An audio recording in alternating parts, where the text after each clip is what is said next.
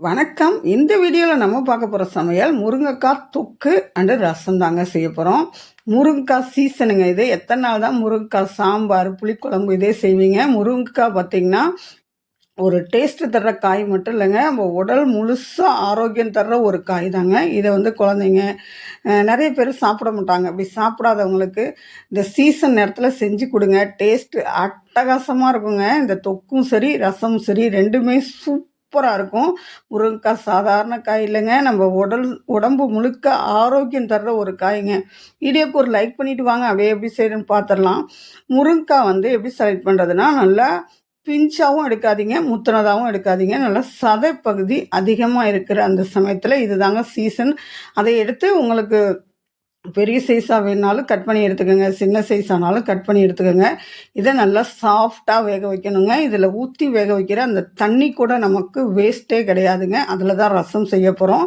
இது நீங்கள் வத்தலாக கூட பயன்படுத்திக்கலாங்க முருங்கைக்காவை. இது கூட கொஞ்சம் மஞ்சளும் உப்பும் போட்டு வேக வச்சிங்கன்னா, இதை எடுத்து காய வச்சு முருங்கைக்காய் சீசன் இல்லாத நேரத்தில் ஒரு சாம்பார் எதுவும் வைக்கிறீங்கன்னா போட்டு வேக வச்சு அதை போட்டிங்கன்னா வாசனை சூப்பராக இருக்கும். இப்போ நல்லா வெந்துருச்சுங்க, சாஃப்டாக வெந்துருச்சு. ஒரு ஸ்பூனை வச்சு இதில் உள்ள அந்த நடுக்கொண்டு இருக்கிற இந்த சதை பகுதியை மட்டும் எடுக்கணுங்க. முருங்கைக்காய் இதய ஆரோக்கியத்துக்கும் ரொம்ப நல்லதுங்க. கொலஸ்ட்ராலை குறைக்கும். தோல் அண்டு முடி ஆரோக்கியத்துக்கும் ரொம்ப நல்லதுங்க. விட்டமின் ஏ, பி எல்லாம் இருக்குது. சர்க்கரை நோயாளிகளுக்கும் ரொம்ப நல்லதுங்க. சர்க்கரையை கட்டுப்படுத்த உதவும். ஜீரண சக்திக்கும் ரொம்ப நல்லதுங்க. நார்ச்சத்து அதிகமாக இருக்குது. மலச்சிக்கல் குறையும். ரத்த சோகை குறையுங்க. ஏன்னா இரும்பு சத்து அதிகமாக இருக்குங்க. ஹீமோகுளோபின் அளவை உயர்த்துங்க. எலும்புகளுக்கும் பலம் தருங்க. ஏன்னா கால்சியம் சத்து அதிகமாக இருக்குது. இப்போ சதையெல்லாம் நம்ம அப்படியே கலெக்ட் பண்ணி எடுத்தாச்சுங்க. இப்போ அடுப்பில் ஒரு வடைச்சட்டி வச்சுட்டு கொஞ்சமாக எண்ணெய் ஊற்றிக்கலாம். கொஞ்சம் எண்ணெய் போதுங்க. எண்ணெய் காய்ச்சதும் சோம்பு சேர்த்துக்கலாங்க. சோம்பு சேர்த்துட்டு கொஞ்சம் பூண்டு, இஞ்சிங்க. இதை நீங்கள் புளிக்குழம்பு மாதிரி செய்கிறீங்கன்னா வெறும் வெந்தயம், சின்ன வெங்காயம் இதை மட்டும் சேர்த்துக்கோங்க.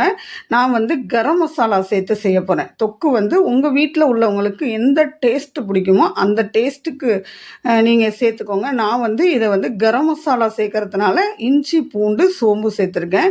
உங்கள் வீட்டில் உள்ளவங்களுக்கு புளிக்குழம்பு ஃப்ளேவர் ரொம்ப பிடிக்கும்னா வெந்தயம், சின்ன வெங்காயம், தக்காளி இதை சேர்த்திங்கன்னா அந்த ஃப்ளேவர் வந்துடுங்க. இப்போ வெங்காயங்க, சின்ன வெங்காயம், பெரிய வெங்காயம் எது வேணால் யூஸ் பண்ணிக்கோங்க. நான் ஒரு பெரிய வெங்காயம் எடுத்திருக்கேன். இது நல்லா வதங்கினதுக்கு அப்புறமா தக்காளி கொஞ்சம் சேர்த்துக்கலாங்க. நான் இதுக்கு புளி சேர்த்து தான் செய்ய போகிறேன். ஏன்னா இது முருங்கைக்காய் கூட புளி சேரும்போது சூப்பரான ஒரு வாசனை வருங்க. அதுக்காக நான் புளி சேர்க்க போகிறேன். இப்போ தேவையான அளவு உப்பு சேர்த்துக்கலாங்க.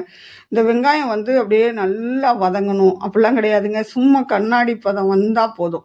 இந்த முருங்கைக்காய் பார்த்திங்கன்னா நிறைய ஆரோக்கிய நன்மைகள் இருக்குது. சில பேர் சோம்பேறித்தனம் போட்டுட்டு சாப்பிட மாட்டாங்கல்ல, அவங்களுக்கு இது மாதிரி செஞ்சு கொடுங்களேன். சாதத்தில் பிசைஞ்சு சாப்பிட்டா அப்படியே அமிர்தம் மாதிரி இருக்குங்க. இந்த தக்காளி ஒரு 2 தக்காளி சேர்த்துருக்கேங்க. நான் புளி சேர்க்க தான் போகிறேன், இருந்தாலும் தக்காளி சேர்த்துருக்கேன். நல்லா பழுத்த தக்காளியாக சின்ன சின்னதாக கட் பண்ணி சேர்த்துக்கோங்க.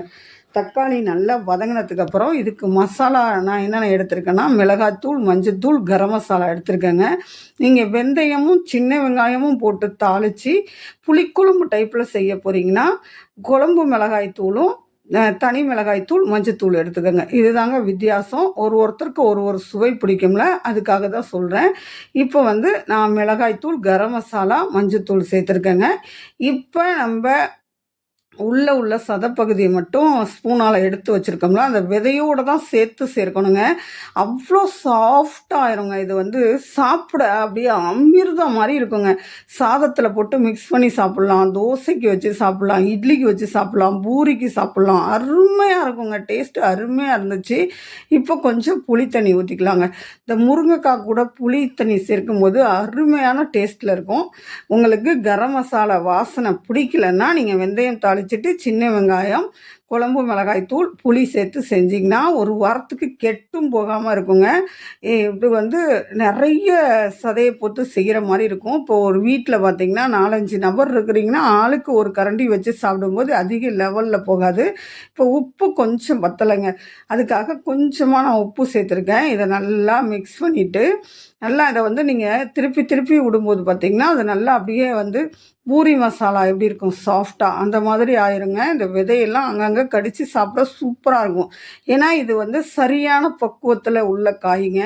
இப்போல்லாம் பார்த்திங்கன்னா முருங்கைக்காய் சீசன், வீட்டுக்கு வீடு கொலை கொலையாக காய்ச்சி தொங்குற சீசனுங்க. இந்த நேரத்தில் இந்த முருங்கைக்காய் வச்சு என்ன பண்ணுறதுன்னு தெரியாமல் முழிச்சிட்டு இருக்கவங்கலாம் இந்த மாதிரி செஞ்சு சாப்பிட்டு பாருங்கள். அப்புறம் என்ன, வாரத்துக்கு ஒரு வாட்டி இந்த மாதிரி முருங்கைக்காவில் நீங்கள் செய்ய ட்ரை பண்ணிடுவீங்க. இதை ஓரமாக தூக்கி வச்சுட்டு இந்த ரசம் எப்படி செய்யணும்னு பார்த்துடலாமா? இது வந்து இன்னொரு அடுப்பில் இருக்கட்டுங்க. இந்த முருங்கைக்காக நம்ம வேக வச்சோம்ல, அந்த தண்ணியில் வந்து உப்பு எதுவும் போடாமல் தான் வேக வச்சோம். அந்த தண்ணியில் நீங்கள் கொஞ்சம் அரிசி கழுவுன தண்ணியை ஊற்றி புளியை கரைச்சி வச்சுக்கோங்க. இதுக்கு வந்து தக்காளி எதுவுமே போட வேண்டாம். அந்த தண்ணியிலையே நான் வந்து புளி கரைச்சி எடுத்து வச்சுருக்கேன். இப்போ கடுகு, பூண்டு, வரமிளகா, பச்சை மிளகாய் இதெல்லாம் போட்டு நல்லா பொரிஞ்சதுக்கப்புறம் கொஞ்சம் சின்ன வெங்காயங்க, கொஞ்சம் பெருங்காயத்தூள், மஞ்சத்தூள் சேர்த்துட்டு நம்ம முருங்கைக்காய் வேக வச்ச தண்ணியும் சேர்த்துட்டு கொஞ்சம் புளி தண்ணி சேர்த்துக்கலாம். அது கூட கொஞ்சம் நீங்கள் அரிசி கழுவுன தண்ணியை சேர்த்துக்கோங்க. இந்த ரசத்தோட ஃப்ளேவர் அவ்வளோ அருமையாக இருக்குங்க. வெறும் ரசம் போதுங்க, சைட் டிஷ்ஷே வேண்டான்னு சொல்லுவாங்க. அந்தளவுக்கு ஒரு அருமையாக இருக்கும். எங்கள் அம்மாச்சி அடிக்கடி செய்கிற ஒரு ரசங்க. முருங்கைக்காய் சீசன் வந்தாலே இந்த ரசம் செய்வாங்க. அருமையாக இருக்கும்.